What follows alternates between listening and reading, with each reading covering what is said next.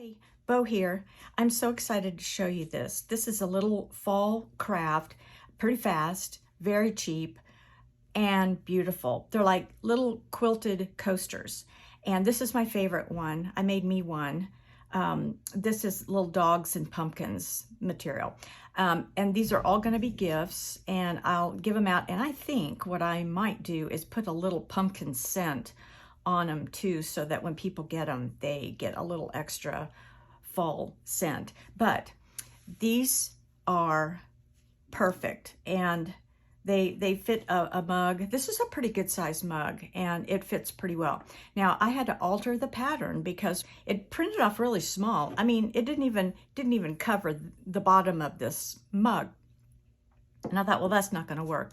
So what I did was I had to, it was probably this size, so I just expanded it to where I could stitch and have a nice ravel. The stitching needs to be kind of outside the cup.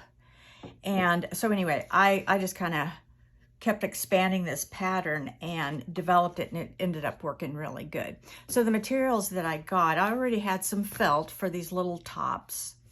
I had the felt, and I just cut, I ended up putting a loop because a single piece of felt was a little floppy. So I ended up doing a loop, which worked because then I could loop the tags in there.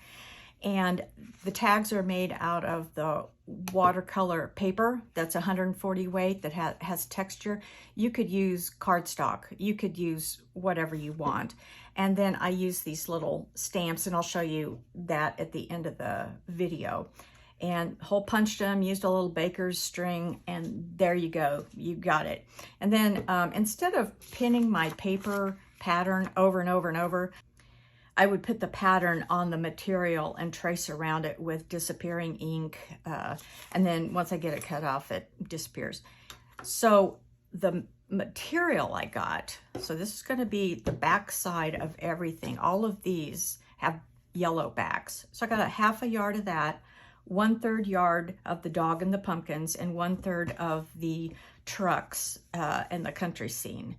And I had plenty left over. In fact, I'm going to make more. I'm just going to kind of literally drop them off in some mailboxes, and somebody's going to go get their mail and have a nice surprise. One thing to remember when you're sewing these is the batting needs to be smaller than your stitching. So just put your layers together, put the batting inside. It doesn't have to be stitched, the batting, because it's going to be stitched when you do the little lines in the pumpkin. And then when I stitch a little high. Make sure you get your pumpkin stem. I think this felt comes to about down here. So just make sure that you get that. And then also you are going to have 2 layers of the back material and 2 layers of the front. And if it's just a cotton, it's not too thick. By the time you put a thin layer of batting, and I did not put a lot of batting because I don't want my mug to rock and roll. I want it to sit but be padded. So this is 1 little layer, and then a total of 4 layers of fabric, and it works out perfectly. And so we're going to get started, and you're going to end up with the prettiest pumpkins that you're going to be so glad to give to your friends and family.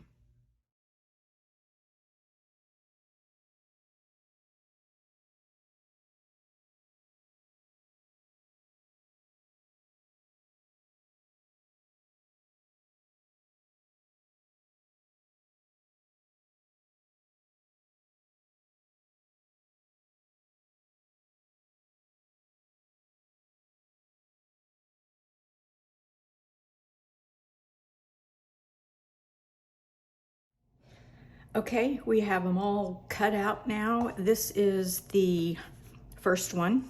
Remember, I'm keeping the one that I didn't stitch well enough. This is mine. I'm already using it here. This one is clipped, and I like the way it's stitched. My coasters are in the washer and then on into the dryer, which I decided to actually do that even though I don't have laundry to do, because it creates this cute edging. While they're doing their thing, I thought I'd work on the tags.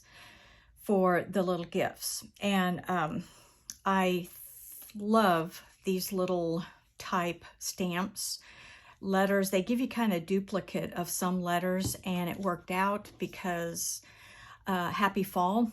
I had 2 A's, 2 P's, and instead of an exclamation mark, I'm using a heart because sometimes the exclamation mark looks a lot like the L. So I went ahead and gave it a try using the crushed olive, which I thought would kind of go with the fall theme, and I thought came up with that tag. And again, I'm using scrap watercolor paper, which is really nice and thick and textured.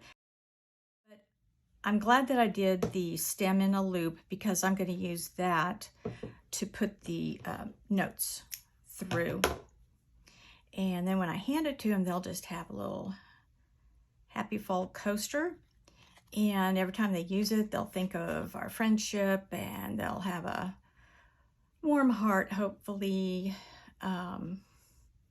Maybe even try to do it themselves.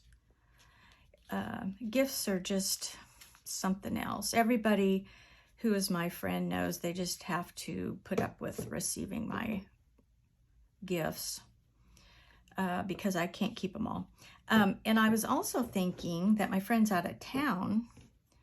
I don't see why I couldn't put that in an envelope. You might have to weigh it, make sure that the postage would cover it, but you could fold it up and pop it in and mail it to somebody. But I think it's just the cutest idea. It's so warm and friendly, and